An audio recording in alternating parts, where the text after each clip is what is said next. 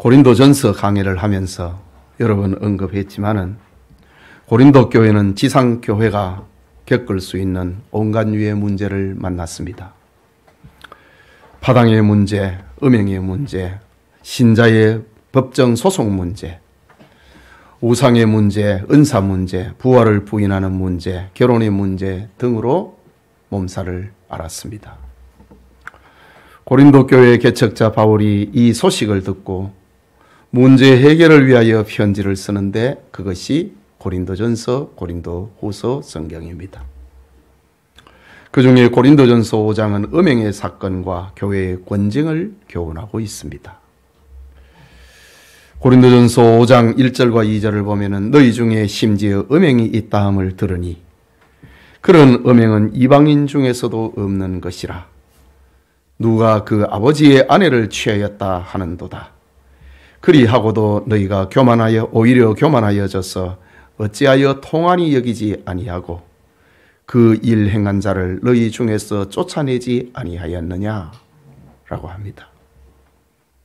여기 그 일 행한 자를 너희 중에서 쫓아내지 아니하였냐, 이 말씀은 교회에 권징이 실현되지 못함을 꾸짖고 있는 말씀입니다. 세상에서도 부끄럽게 여기는 음행의 사건이 교회 안에서 일어났는데 교회는 이 일을 심각하게 여기지 않았다는 말입니다.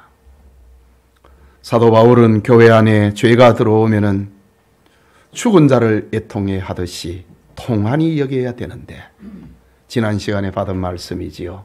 통한이 펜세요. 죽은 자를 생각하고 우는 것처럼 교회 안에 죄가 들어오면은 통한이 여겨야 되는데 고린도 교인들은 죄를 죄로 여기지 않았던 겁니다. 그러면 고린도 교회의 성도들이 왜 이런 죄의식이 없어진 것일까? 그 이유가 무엇일까? 가장 중요한 이유는 고린도 교회 성도들의 잘못된 신학과 신앙관에서 비롯된 것입니다. 당시 고린도 사람들의 사상을 지배하고 있는 것은 이원론적인 사고였는데 영지주의 철학이 지배하고 있었습니다. 영주주의 철학은 영은 선하고 육은 본래 악하기 때문에 육체의 죄악으로 고민하지 않는 지식을 가지라. 이것이 영지주의 신학입니다. 이런 사상은 사람들을 쾌락주의와 도덕 폐기론을 주장하기에 이르렀고 성적 방종을 정당화하는 보호막으로 사용되었습니다. 이런 문화 속에 살던 교인들이 예수님을 믿게 되었습니다. 그리고 신령한 은사까지 체험하게 되었습니다. 교인들은 자신들을 확실한 구원인으로 생각했습니다.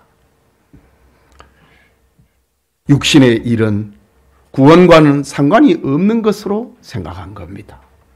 도리어 육신의 일을 죽이고 절제하는 사람을 믿음이 없고 영적 지식 그리고 구원이 모자란다고 무시하고 조롱하기에 이르렀던 겁니다. 세상 철학은 고린도 교회의 성도들이 받은 복음을 이렇게 변질시켜 놓았습니다.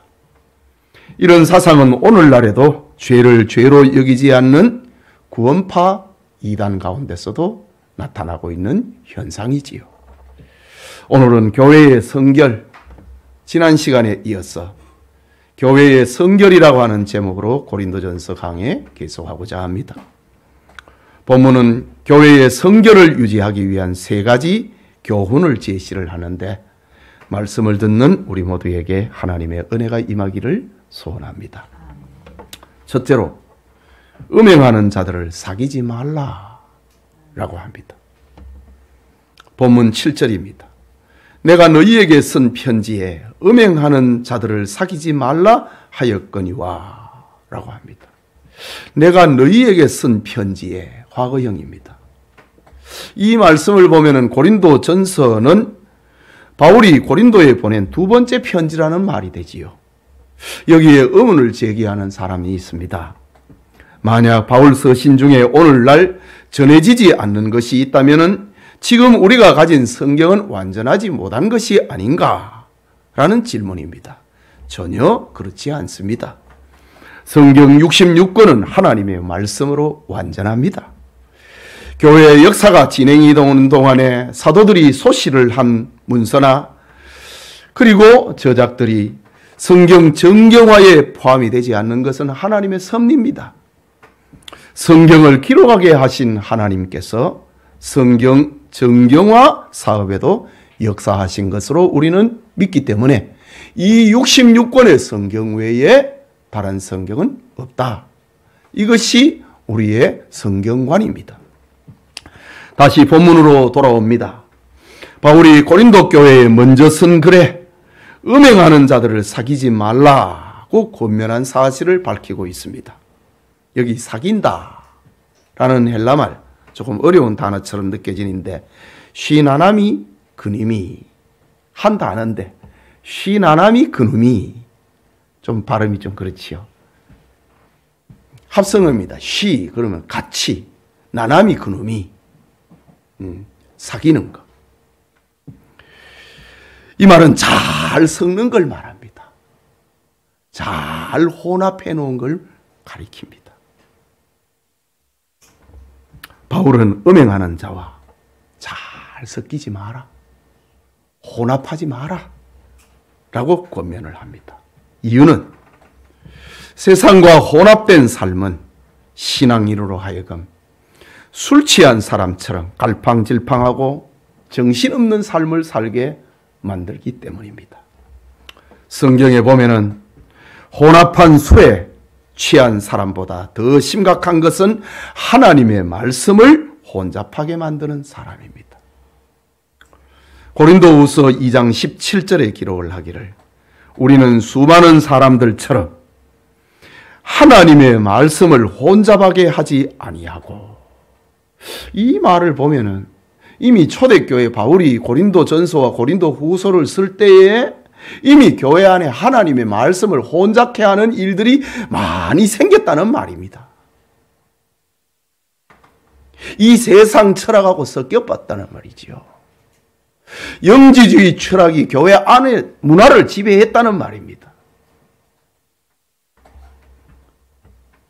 우리는 수많은 사람들처럼 하나님의 말씀을 혼잡하게 하지 아니하고 그 순전함으로 하나님께 받은 것 같이 하나님 앞에서 그리스도 안에서 말하노라. 하나님의 말씀을 오늘 받은 것처럼 순전함으로 너희에게 말한다 라고 합니다. 제가 우리 교회에 장로님을, 집사님을 이래 세울 때에 제가 이런 권면을 합니다.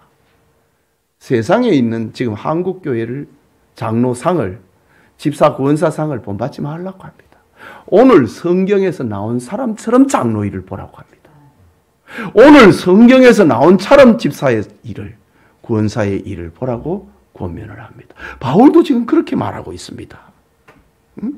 곧 순전함으로 하나님께 받은 것 같이, 오늘 받은 것처럼 하나님 앞에서와 그리스도 안에서 말한다. 하나님의 말씀을 섞으면 안 된다는 거지. 즉 성도는 세상과 섞여서는 안 됩니다. 세상과 혼합되어서도 안 됩니다. 앞에서 살펴보았듯이 음행은 당시 고린도 지방에서 성행하던 성문화였습니다. 고린도 사람들은 이런 성문화에 대해서 전혀 죄의식을 가지지 않았습니다. 다 그런데 뭐. 이게 문화고 이게 철학인데 뭐. 결국 그런 죄악이 교회 안에까지 들어왔고 영혼의 순결과 육체의 순결을 귀하게 여기는 신앙을 병들게 만든 겁니다. 즉 세상과 혼합된 사상은 성도들을 음행에 대하여 경계하지 않게 만들었고 음행하는 자들이 버젓이 교회에서 중직을 맡아 행사하게 된 것입니다. 바울은 이 일을 지금 엄하게 경고하고 꾸짖고 있는 겁니다. 여러분, 우리가 사는 세상은 고린도와 그리 다르지 않습니다. 심지어 대중매체에 부부간의 부정한 행위를 미화시키고 혹은 동성연애를 정당화시키고 있는 드라마들이 얼마나 많습니까? 거부감을 얻게 만듭니다. 이혼하는 것을 누구나 할 수 있는 평범한 것으로 표현합니다. 부부가 별거하고 헤어지는 것을 가정 문제의 해결의 최선으로 생각합니다. 심지어 사랑하는 사람이 따로 있고 결혼하는 사람이 따로 있다고 하는 신세대 문화로 자랑을 합니다. 그러나 이런 행동들에 대해서 성경은 엄하게 금하고 경고하고 있는 겁니다. 여러분, 역사 이래로 하나님이 정하신 창조 질서를 어기고 일부 일체제를 최초로 파괴한 사람이 창세기 4장에 나오는 라멕이라는 사람입니다. 그는 불신앙과 폭력적인 은사로 살았습니다. 하나님의 아들들과 세상의 딸들 간에 섞이게 만들어 하나님의 나라와 가정을 혼잡스럽게 만들었습니다. 그 결과 하나님의 진노와 심판이 임했고 결국 세상은 홍수로 심판을 받게 됩니다.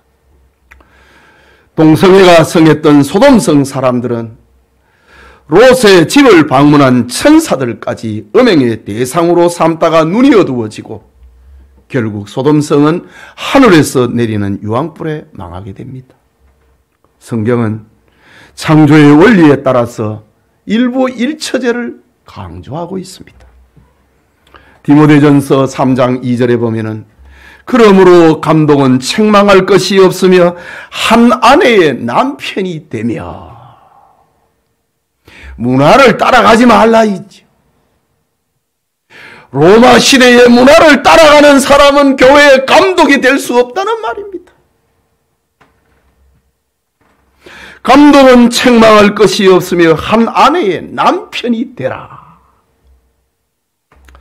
또 디모데전서 3장 12절에 집사들은 한 아내의 남편이 되어 자녀와 자기 집을 잘 다스릴 자일지니 라고 합니다.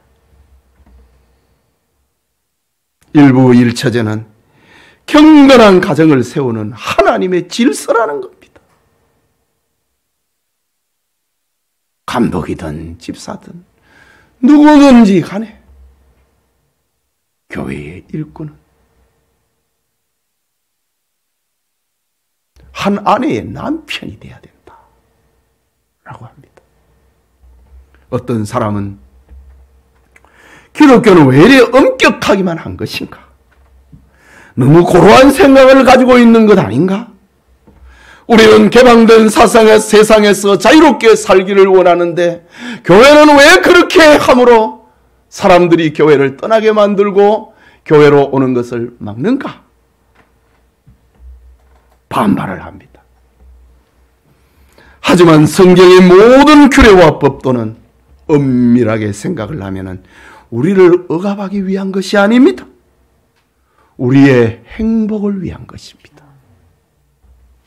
신명기 10장 3절에 너희의 행복을 위하여 여호와의 명령과 규례를 지킬 것이 아니냐. 하나님의 말씀이 엄격하다. 하나님의 말씀이 고려하게 느껴진다. 하나님의 말씀이 우리의 자유를 제한하는 것처럼 느껴진다. 천만의 말씀. 하나님의 말씀은 우리의 진정한 행복을 위하여서 지키라고 하는 것입니다. 사람이 음행에 빠지면은 그 육신과 영혼은 파괴가 됩니다. 가정과 주변 사람 모두를 불행하게 만드는 것입니다. 오늘의 우리 사회가 왜 이렇게 약해지고 힘들어하고 어려워하고 있습니까? 노아의 때와 같고 롯의 때와 같이 먹고 마시고 입고 즐기고 누르는 쾌락을 따르는 세상 풍조 때문에 그리 된 것입니다. 이것은 하나님을 떠난 죄의 본성에서 나온 것입니다. 우리는 절대로 세상에 미혹되거나 혼합되거나 섞이지 말아야 된다. 이 은혜가 있기를 소원합니다. 둘째로 교회의 성결의 두 번째는 교회 안에 있는 악한 사람을 권징하라 라는 겁니다. 10절에 보면 이 말은 세상에 음행하는 자들이나 탐하는 자들이나 속여 빼앗는 자들이나 우상 숭배하는 자들을 도무지 사귀지 말라 하는 것이 아니니, 세상을 향하여서 하는 말이 아니라는 말입니다. 만일 그리하려면 너희가 세상 밖으로 나가야 할 것이라고 했습니다. 이 말씀의 의미가 무엇입니까? 고린도 교회들이 음행하는 자들을 사귀지 말라고 하는 바울의 권면, 바울의 책망을 불신자와 사귀지 말라고 하는 말로 오해를 한 겁니다. 바울은 그런 뜻이 아니라고 오해를 바로잡고 있습니다. 예수님을 믿는다고 세상과 담을 쌓고 살 수는 없다는 것입니다.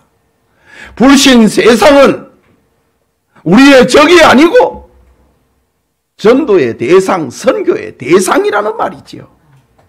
성결을 지킨다고 해서 산속이나 먼 바다로 나가서 사는 것이 아니라는 말입니다. 그렇게 된다면 우리는 세상을 떠나야 된다. 지구를 떠나야 된다. 이 말입니다. 성도는 죄악된 세상이지만은 성결을 유지하는 것이 세상의 소금이요 빛이 되는 것을 강조하고 있는 겁니다. 그리고 어두움에 속해 있고 썩어져가는 삶을 살아가는 사람들에게 빛을 보여서, 빛을 보여주고 소금을 뿌려주는 자들이 되어야 되는 겁니다. 불신 친구를 멀리하라고 하는 소극적인 삶이 아니고 그들에게 찾아가 끊임없이 복음을 전해야 됩니다. 불신앙의 부모님에게 끝까지 복음을 전해야 한다는 말입니다. 타종교인들에게도 끊임없이 복음을 전해야 됩니다. 성도는 세상이 더럽고 불결하다고 해서 세상을 저주하는 자가 아니고 도리어 세상에 속한 이웃을 불쌍히 여기고 그들에게 믿음과 소망과 사랑이신 예수님의 생명을 전해야 하는 것입니다. 그러면서 바울은 음행하는 자들을 사귀지 말라 라는 권징의 의미를 분명하게 하고 있습니다. 이 말은 그럼 무슨 말인가? 11절에서 13절의 말씀입니다. 이제 내가 너희에게 쓴 것은 만일 어떤 형제라 일컫는 자가, 10절에는 이 세상에 음행하는 자들이나 탐하는 자들이나 라고 했는데 그 사람에게 한 말 아니고 11절에 이제 내가 너희에게 쓴 것은 만일 어떤 형제라 일컫는 자가 음행하거나 탐욕을 부리거나 우상 숭배를 하거나 모욕하거나 술 취하거나 속여 빼앗거든 사귀지도 말고 그런 자와는 함께 먹지도 말라. 교회 안에서 지금 일어나는 죄입니다. 그런 자들과 함께 사귀지 말고 그들과 함께 밥도 먹지 말고 음료수도 마시지 말라고 합니다. 밖에 있는 사람들을 판단하는 것이야 내가 무슨 상관이 있으리요마는 교회 안에 있는 사람들이야 너희가 판단하지 아니하랴? 밖에 있는 사람들은 하나님이 심판하시려니와 이 악한 사람은 너희 중에서 내쫓으라. 지금 교회 안에 있는 악한 사람을 권징하라고 합니다. 권징은 우리가 임직 준비를 할 때 공부했지요. 권징을 공부했지요. 이 권징은 세상을 향하여서 사법권을 행사하는 게 아니고 교회 안에 있는 성도들을 성결하기 위하여서 법을 행사하는 것. 그게 권징이라고 했습니다. 바로 이 말이지요. 밖에 있는 사람들은 하나님이 심판하시려니와 이 악한 사람은 교회 안에 있는 사람입니다. 너희 중에서 내쫓으라 라고 합니다.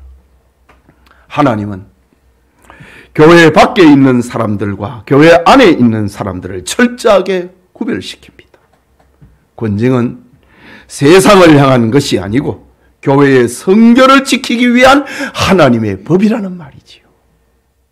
기독교 역사를 보면은 교회 밖에서의 핍박과 박해가 있을 때 교회는 도리어 하나가 되었고 부흥하였고 성결하였습니다. 그런데 교회 안에서 교리적인 이단이 생기고 윤리적인 타락, 발생하고 도덕적인 가치관이 흔들 때 교회는 힘을 잃고 무너지고 말았습니다. 사도 바울의 권면은 교회 밖의 사람들의 죄를 짓는 데에는 관심을 두지 않습니다. 세상은 본래 악하기 때문입니다. 그런데 교회 안에서 예수님을 믿고 소위 구원받은 성도들이 악을 행하고 그것을 합리화하는 것은 그냥 두어서는 안 된다는 말입니다. 즉 불신자를 판단하고 심판하는 것은 하나님이 하신다. 그러나 교회는 권징을 통하여서 교회를 성결하게 하는 것이 교회와 교인의 책임이라고 하는 것입니다. 다시 말해서 교회는 사회를 정화시키는 것이 목표가 아닙니다. 사회는 본래 악합니다. 교회가 먼저 성결하여야 불신앙의 사람들이 감동을 받고 죄사함의 은총을 누리게 되는 겁니다. 이것이 교회의 기능이고 교회의 사명인 겁니다. 우리가 세상을 구원하는 거 아닙니다. 세상은 본래 망하기로 되어 있습니다. 세상에서 교회로 오는 자, 그들은 교회, 세상하고 달라야 된다 이거지. 이것이 바로 교회가 세상에 비치고 소음이라는 겁니다. 여러분, 세상에 아무리 죄악으로 성행해도 교회 안에서는 성결해야 된다는 말입니다. 이것이 너희는 세상의 소금이요 빛이라는 주님의 말씀입니다. 그렇다면 세상 사람들이 도둑질하고 사기치고 사람을 죽이고 음행을 저지르는 것보다 더 심각한 것은 내 안에, 교회 안에 이런 죄의 요소가 존재한다고 하는 사실입니다. 성도들의 죄와 불신앙의 사람들의 죄와하고는 비교가 안 됩니다. 지금 세상의 죄인들은 하나님이 심판한다. 그러나 교인들은 그러면 안 된다.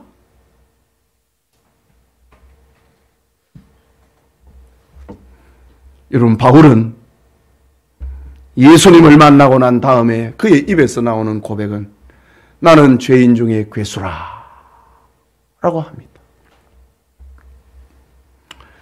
이 말의 뜻은 이 세상의 어떤 죄인보다 자기는 더 큰 죄인이라는 말입니다. 괴수, 우두머리 아닙니까? 바울은 예수님을 만나고 난 다음에 세상에서 내가 가장 큰 죄인이라고 했습니다. 이게 무슨 말입니까? 바울은 예수님을 믿고 난 다음에 자기를 정말 똑바로 보았다는 말입니다. 바울은 비록 하나님의 은혜로 예수님을 믿는 믿음으로 죄 용서와 구원의 은혜를 받았지만은 자기 내면을 보면은 자기만큼 더 큰 죄인이 없다고 하는 것을 깨달았다는 말입니다. 바울과 같은 이런 사람만이, 이런 죄의식을 가지는 사람만이 성결한 삶을 유지할 수 있는 겁니다. 나는 저 사람보다 나은데 그 사람은 절대로 성결할 수가 없습니다. 내가 가장 큰 죄인이다. 그럴 때에 성결을 추구하고 성결을 유지할 수 있는 겁니다. 여러분, 자기 손이 더러운 줄 알아야 손을 씻습니다. 자기 몸에서 냄새가 나고 자기 몸이 더럽다고 하는 것을 아는 사람이 목욕합니다. 자기에게서 죄의 본성을 발견하지 못한 사람은 절대로 죄인 의식을 갖거나 회개하지 않습니다. 흉내는 내도 회개하지 않습니다.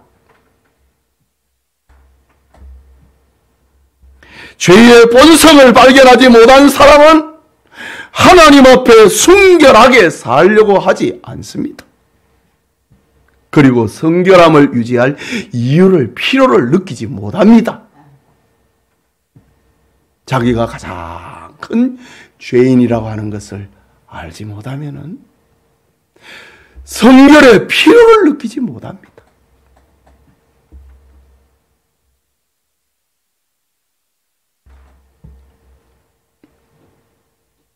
교회에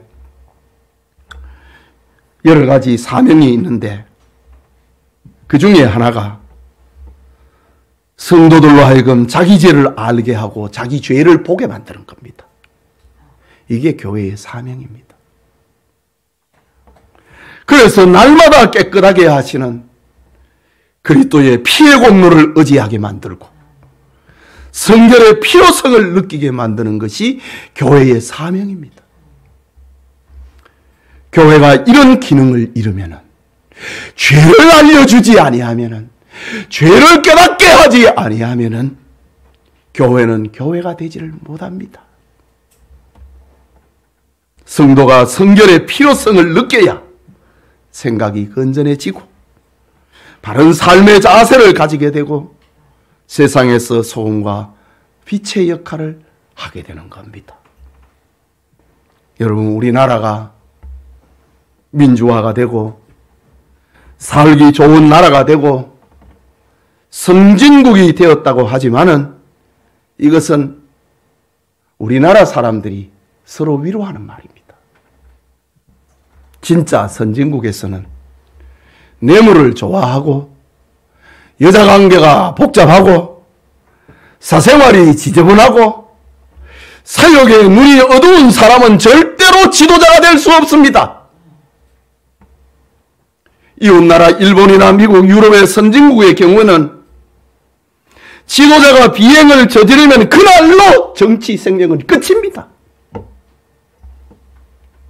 그런데 왜 우리나라는 비행을 저지른 사람이 지도자가 되고 국회의원이 되고 또 그 사람을 알고 보면 기독교인입니까? 왜 경제사범의 뒤를 파헤쳐보면 교회의 장로가 안수집사입니까? 결국 교회는 세상을 구원하는 곳이 아니고 지탄의 대상이 되고 마는 것입니다.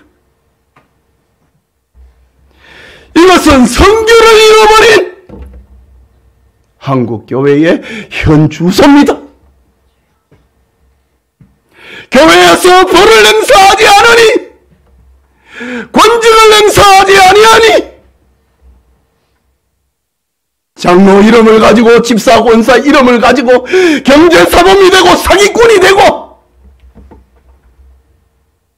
지도자 행세를 하는 겁니다. 설교하는 목사의 바람은 우리 성도님들 한 분 한 분이 성결을 유지하며 사는 것입니다. 이 말은 완전하고 완벽한 삶을 살라고 하는 말은 아닙니다. 지구상에 예수님 한 분 외에는 완전한 이는 없습니다. 누구나 실수합니다. 그럼에도 우리는 성결을 배우고 경건을 연습해야 됩니다. 루터의 표현 가운데 새가 머리 위로 지나가는 것을 그거는 막을 자가 없다. 그러나 새가 내 머리에 둥지를 트는 것은 막아야 된다. 죄가 우리의 마음에 스쳐가는 것, 그거는 어쩔 수 없다. 그러나 둥지를 틀게 해서는 안 된다고 했습니다.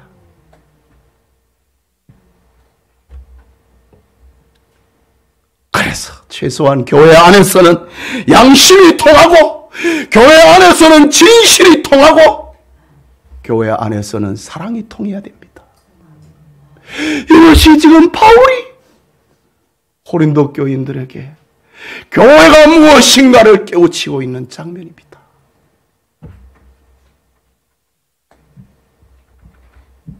세상은 본래 악하다 이거지요.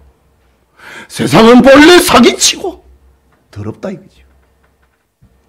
그러나 성도는 그러면 안 된다.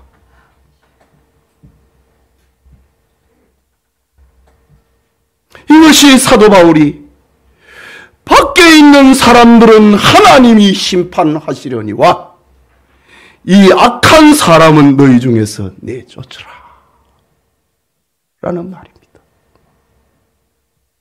성도는 교회 안에 있는 사람입니다. 성도들에게는 그리스도인이라고 하는 이름이 붙여 있습니다. 장로라고 하는, 목사라고 하는, 권사라고, 집사라고 하는 이름이 붙어 있습니다. 그러니 이름값 해야 된다 이 말이지요.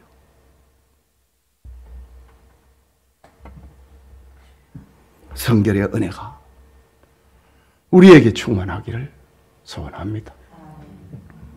마지막으로 악한 사람은 너희 중에서 내쫓으라고 합니다.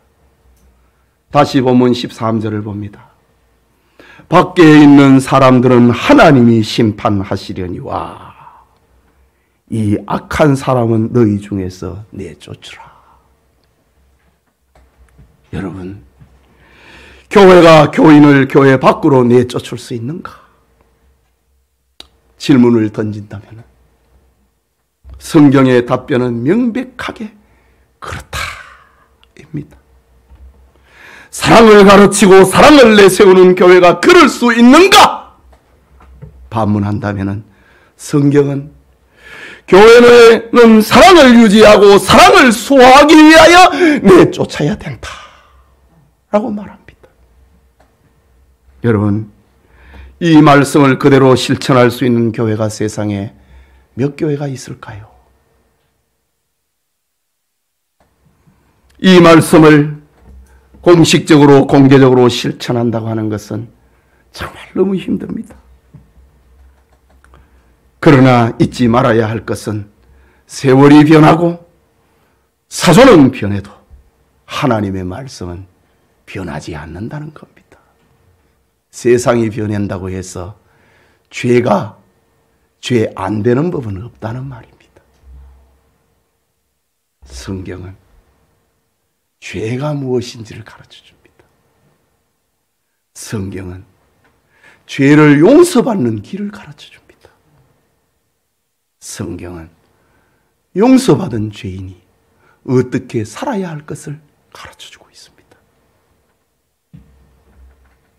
그렇다면 교회에서 내쫓아야 할 행위와 그 대상은 무엇인가? 누구인가? 본문 11절은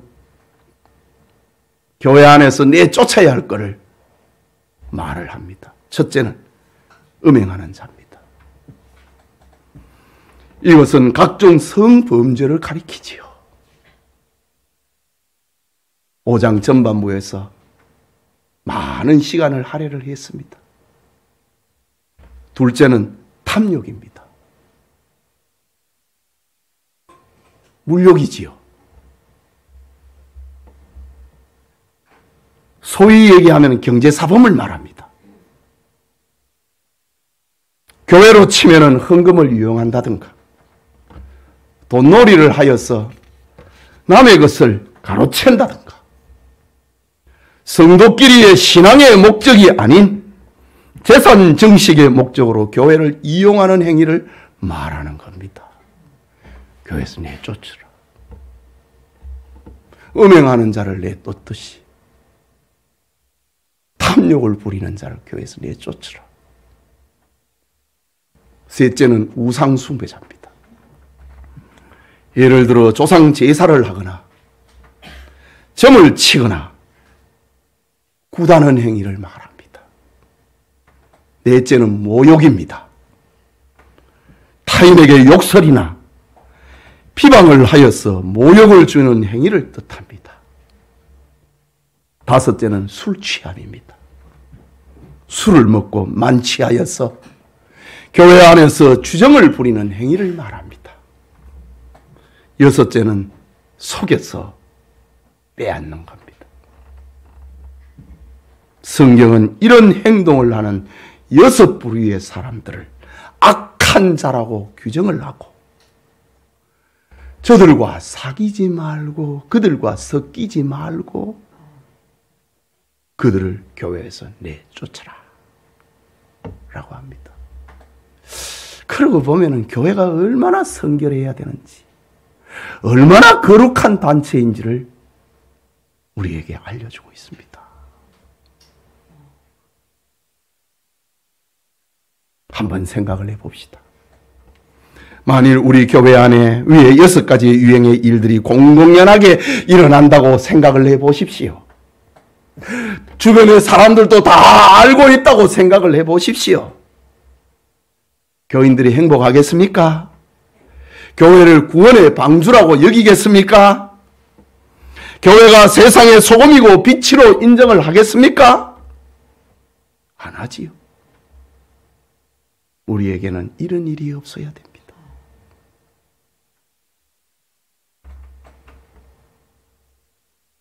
목사가 된 저는 교인 한 사람 한 사람이 중요합니다.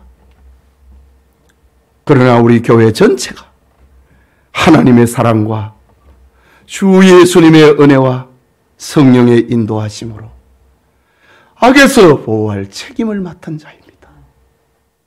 그래서 담임 목사라고 하지 않습니까? 여러분, 바울은 지금 눈에 보이는 죄목만을 다루고 있는 게 아닙니다. 6가지에서 빠져나갔다.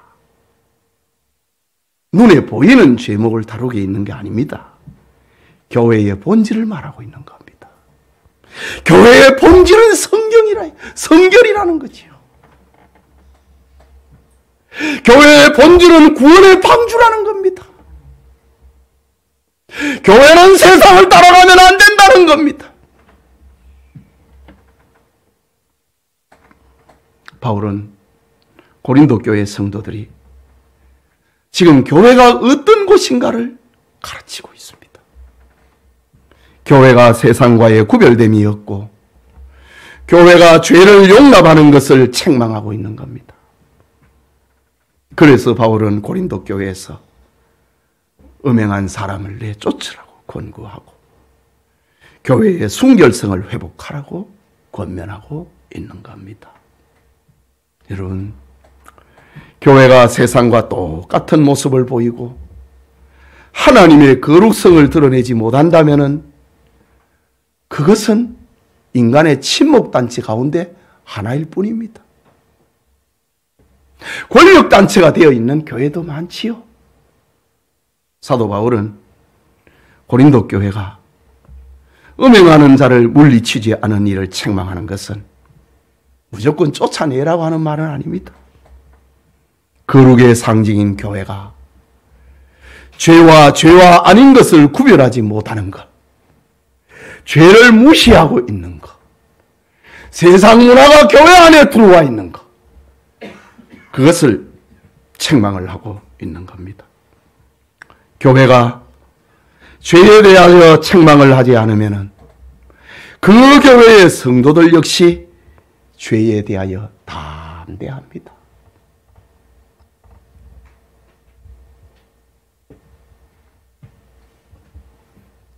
오늘날 정치인들이 여러 가지의 범죄 행각에 연루가 되어갖고 이름이 회자가 되는데 그 교회에서는 죄에 대해서 말 안 한 겁니다. 이것이 한국교회의 실상입니다. 네 좋고 내 좋자 이겁니다. 기브 앤 테이크입니다. 사실 죄는 누룩과 같은 겁니다. 적은 누룩이 온 덩어리에 퍼지는 것처럼 죄는 엄청난 전염성을 가지고 있습니다. 우리는 가축 전염병인 구제역과 조류독감의 무서움을 알고 있습니다.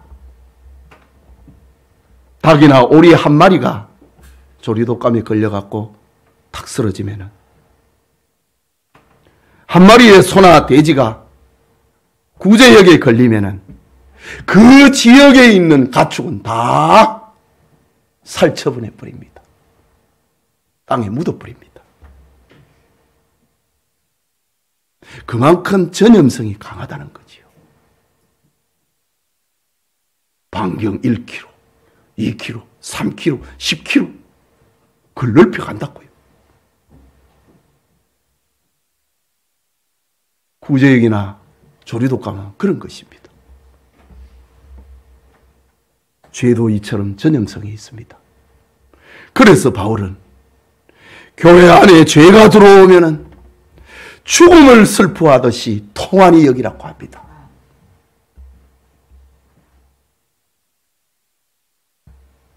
교회 안에 죄를 그대로 두면은 순식간에 온 교회와 온 성도들이 죄로 인하여서 영적 죽음을 맛보게 될 것이기 때문입니다.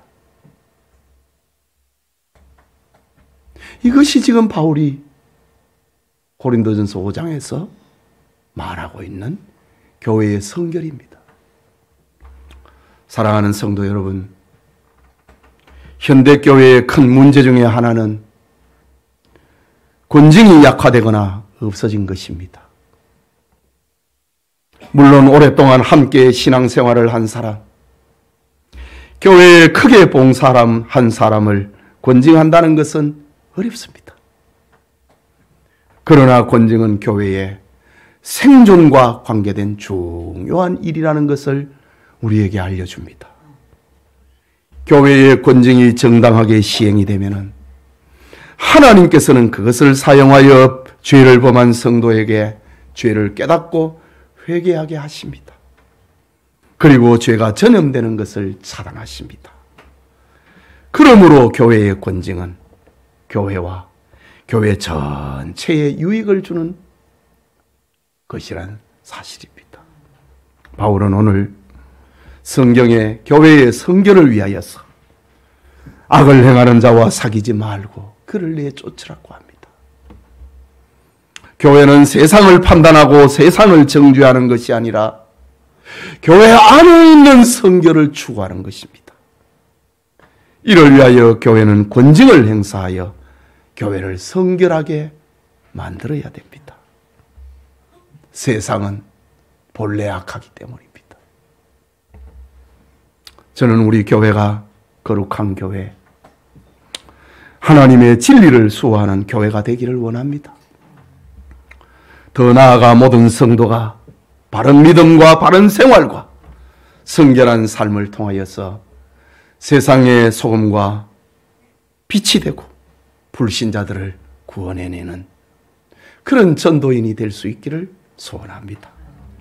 바울은 디모데후서 2장 21절에 말씀하기를 그러므로 누구든지 이런 것에서 자기를 깨끗하게 하면 귀 쓰는 그릇이 되어 거룩하고 주인의 쓰심에 합당하며 모든 선한 일에 준비함이 되리라고 했습니다. 자기를 성결하게 하면은 하나님께서 귀하게 쓰신다고 합니다. 합당하게 쓰신다고 합니다. 준비된 사람을 만든다고 합니다. 다윗은 시편 37편 23절에서 26절에 여호와께서 사람의 걸음을 정하시고 그의 길을 기뻐하시나니 그는 넘어지나 아주 엎드러지지 아니함은 여호와께서 그의 손으로 붙드심이로다. 내가 어려서부터 늙기까지 의인이 버림을 당하거나 그의 자손이 걸식함을 보지 못하였도다. 그는 종일 은혜를 베풀고 구워주니 그의 자손이 복을 받는도다 라고 했습니다. 하나님이 정하여 주신 길을 가는 사람, 하나님이 붙들어 준다고 합니다. 하나님이 잘 되게 하신다고 합니다. 그 자손이 걸식함을 보지 못하였다. 그 자식이 잘 되게 하신다고 합니다. 복을 주신다는 말이지요. 영천의 성도님들이 자기를 깨끗하게 하고 하나님이 정하여 주시는 길을 가는 복을 받는 성도님들이 다 되시기를 축복합니다. 우리 말씀을 생각하고 기도합시다. 세상이 다 그런데 그거 본받지 말아야 됩니다. 수많은 사람들이 하나님의 말씀을 혼잡하게 만드는데 다른 교회는 다 그런데 너희는 뭐 별나게 교회 다니냐? 그런 거 신경 쓰지 마세요. 우리는 순전하게 오늘 하나님께 받은 말씀처럼 살아야 됩니다. 그것이 오늘은 성결이라고 합니다. 우리 말씀을 생각하고 기도합시다.